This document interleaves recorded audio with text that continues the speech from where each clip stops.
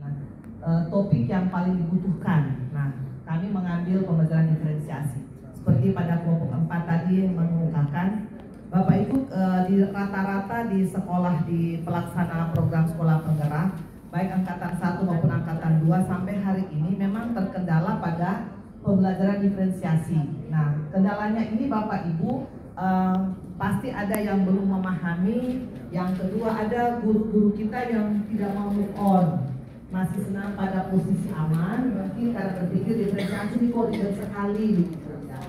Nah, kemudian yang ketiga, memang masih kurang inovasi dan kreativitas dari para guru.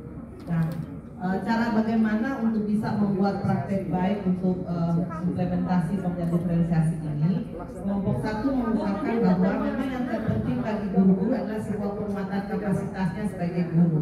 Melalui apa? Melalui in-house training, ya. Nah, melalui workshop, ya, mungkin juga melalui webinar-webinar di PMM yang nanti setelah pulang ini. Nah, kita sudah mulai join nih Bapak Ibu. Kebetulan di kelompok kami, Pak Anas ini memiliki praktek baik Bapak Ibu tentang diferensiasi. Nah, sudah bisa kontak dengan Pak Anas di PMM tuh ada narasumber berbagi praktek baik.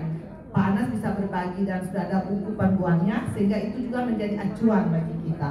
Kemudian Bapak Ibu, pendampingan ini penting sekali. Nah, atau kunjungan kelas atau yang sekarang kita sebut sebagai coaching dan mentoring. Memang pengalaman kami membuktikan tadi teman-teman di kelompok bahwa untuk implementasi pembelajaran diferensiasi kami tidak melakukan supervisi akademik di kelas, tapi coaching dan mentoring itu jauh lebih efektif kalau yang saya punya pengalaman setahun ini. Coaching dan mentoring bagi guru-guru, karena kita harus one by one ke satu-satu guru. Apa kendalanya, apa masalahnya, apa yang perlu ditingkatkan pada ibu bapak guru gitu. Saya selama 1 tahun saya merasa dengan teknik ini luar biasa perubahannya. Karena kan ada guru yang kadang-kadang dia tertutup Bapak Ibu. Dia tidak mau mengakui kelemahannya. Kalau kita buat workshop besar begini, dia jarang mengungkapkan dia punya kelemahan. Tapi kalau kita coaching, dia pasti akan terbuka.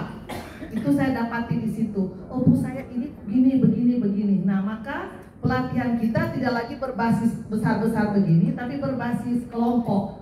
Sehingga kelemahannya di mana kita tangkap di situ. Seperti itu Bapak Ibu. Dan kita lihat nanti kemudian di kelas melalui kunjungan kelas. Nah, refleksi ini sangat penting, refleksi. Ya, sebelumnya kan kita hanya melakukan pekerjaan begitu, guru ngajar, tapi kita jarang sekali refleksi. Bahkan guru kalau ngajar sekarang di RPP atau guru ajar kan berakhir dengan refleksi. Refleksi harus jadi budaya. Refleksi saya itu menekankan refleksi harus jadi budaya. Tidak perlu harus dalam pertemuan segini. Kita punya grup-grup. Ya, kita juga bisa refleksi malam. Malah saya tuh kadang kalau di grup ini besar, staff misalnya saya tanya, Bapak Ibu malam ada waktu enggak ya? Tadi siang kita nggak sempat ngobrol. Sebentar kita meet ya. Ya, kita cari tahu tadi itu apa. Seperti kita punya program literasi sehari berliterasi. Cari tahu. Itu kalau dilakukan terus-menerus Bapak Ibu, pasti kita akan mendapatkan kendala yang meminimalkan kendala. Ya, meminimalkan kendala. Kemudian kita buat apresiasi dan reward. Nah, tadi teman-teman mengatakan bahwa perlu juga apresiasi dan reward bagi guru-guru yang sudah melakukan hal-hal yang baik gitu. Ya, seperti kalau dia sudah melakukan diferensiasi di kelas, kita beri apresiasi reward. Sebetulnya apresiasi reward itu tidak perlu duit ya. Penghargaan, sertifikat atau namanya dibacakan, diumumkan gitu. Kadang-kadang di upacara bendera hari Senin atau di acara apel bersama. Nah, kita sering bilang kalau saya itu setiap bulan 3 bulan saya membuat instrumen pakai Google Form yang diam-diam saya kirim ke semua siswa melalui guru BK. Nah, nanti setelah itu mereka tayangkan di rapat evaluasi, saya tayangkan tuh melalui Google Form, ada dia punya diagram-diagramnya terus kelihatan.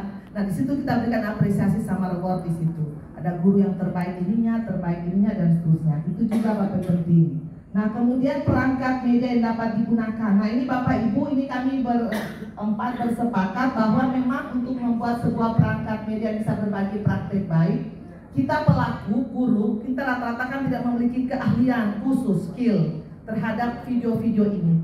Kalau di tempat kami tadi saya bersama teman-teman, saya punya tim media guru, tapi bukan guru, tapi pegawai. Saya angkat bukan guru, non guru, dan tim media siswa. Malah siswa kan ada juga yang punya kelebihan di membuat video-video. Tetapi sekolah harus punya perangkat, infrastrukturnya kayak kamera yang memang terstandar, jangan memakai handphone, ya karena resolusinya kan tidak seperti kamera.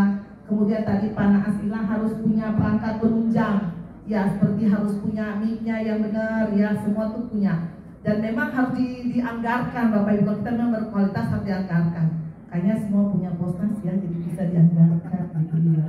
Kemudian skenario, ini juga penting. Video kalau tanpa skenario Bapak Ibu nanti dia tidak nurut, dia ngambang, betul kata Bapak, ngambang. Di pendampingan atau pembekalan sudah didapat tuh, kita harus melalui kalimatnya STAR. Nah dari STAR itu kita akan buat video gitu ya rata-rata. Dan sebenarnya kita teman-teman guru juga tidak punya pengalaman, karena itu kita harus melibatkan pihak lain untuk membuatnya. Kemudian video editing, aplikasi video editing, ya ini juga harus ada di sekolah minimal Bapak Ibu, harus ada. Ya tadi saya bilang sama teman-teman, di kami memang punya komputer editing khusus itu. Sebelum saya jadi sekolah penggerak, karena kami konsentrasi ke media, makanya sudah memiliki komputer itu. Jadi video-videonya ya dibuat secara baik. Kemudian yang berikut harus punya alamat untuk dipublikasi Bapak Ibu. Paling tidak akun media sosial sekolah atau akun YouTube, akun pribadi atau akun YouTube sekolah, atau juga mungkin di Instagram, dan terlebih lagi kalau sudah layak di PMM. Nah itu juga perlu berbagi. Itu barangkali yang dapat kami sampaikan dari kelompok 1. Lebih kurangnya mohon maaf. Semoga apa yang kami sampaikan bermanfaat dan memberi inspirasi bagi kita semua. Terima kasih. Tepuk wow dulu Bapak Ibu. Ayo diberikan, dikasih W, dikasih O, dikasih W. Wow.